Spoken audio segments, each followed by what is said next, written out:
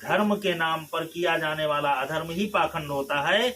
और धर्म को वही व्यक्ति जान सकता है जिसके अंदर विवेक होगा, ज्ञान होगा, शिक्षित होगा, विकसित होगा, वही जान सकता है। अगर शिक्षित और विकसित होने के बाद भी व्यक्ति के अंदर धार्मिकता नहीं है तो वो पाखंड है, वो शिक्षित नहीं है, वो विकसित नहीं है। वो हो सकता है कि तुमसे ज्यादा अच्छी उसकी व्यवस्थाएं हो जाएं, तुमसे अच्छा ज्यादा खाने लगे, वो रहने लगे तुमसे अच्छे मकानों पे, लेकिन ये सारी व्यवस्थाएं हैं, व्यवस्थाओं से आप उसको धार्मिक नहीं कह सकते हो।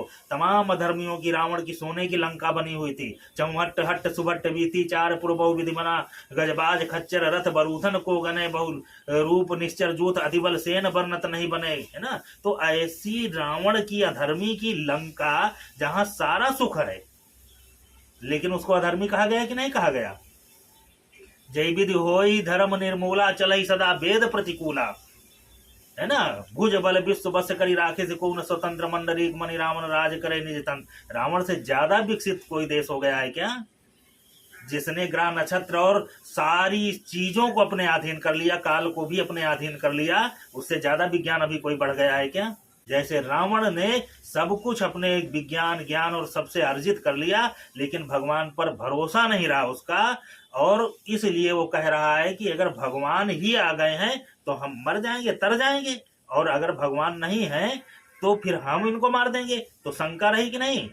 और क्या है, धर्म से लड़ रहा है। धर्म कौन है, रामो विग्रहवान धर्मा, तो वो धर्म से लड़ रहा है, राम से लड़ रहा है, राम के रूप में वो धर्म पे शंका कर रहा है और धर्म से लड़ रहा है रावण। तो रावण अधर्मी हो गया।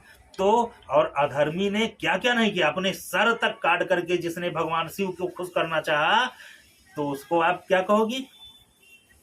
वो अपने लिए नजर में तो धर्म कर रहा है, लेकिन धर्म नहीं, वो पाखंड ही था। वो लाख सर काट करके चढ़ा दे, लाख वो कितनी बड़ी साधना कर ले, लेकिन उसके अंदर अगर हृदय में धार्मिकता नहीं है तो उसके द्वारा किया गया सारा कार्य पाखंड ही है। समझ में आ गया कि नहीं है। हनुमान जी जैसे जिस शिव की वो पूजा कर रहा है, वो शिव ही रुद्र स्वयं हनुमान के रूप में आ गए। रुद्र देह धरि ने बस बानर बे हनुमान, और हनुमान जाकर के उसको कह रहे हैं कि रामचरण पंकज और धरहु, लंका अचल राज तुम करहु। भगवान हनुमान जी जाकर के उसके स्वयं गुरु हैं, वो कह रहे हैं कि तुम भगवान राम से प्रीत कर लो, उनके चरणों को अपने हृदय में धारण कर लो और इस लंका में राज करो। लेकिन वो नहीं माना उनकी बात। तो ये पाखंडी था कि नहीं रावण, जो अपने गुरु को नहीं जान पा रहा, जो अपने भगवान को नहीं जान पा रहा, ब्रह्म को नहीं जान पा रहा, राम को नहीं जान पा रहा, धर्म को नहीं जान पा रहा, तो उसको पाखंड नहीं कहोगे तो और क्या कहोगे, वो पाखंड ही है। तो पाखंड क्या है, जो धर्म का भेष धारण करके अधर्म करे वही पाखंड है। संत भेष के रूप में जाकर के सीता का हरण करे वो पाखंड है ना। जो काल नेमी संत भेष में हनुमान के साथ छल करे वो पाखंड है। जो भेष बना करके धर्म पे आस्था रखने वाले लोगों को धर्म मार्ग से हटा दे वो पाखंडी हैं। तो आज बड़े बड़े जो तुम्हारा पाखंड समझ में आ गया कि नहीं, पाखंड क्या है।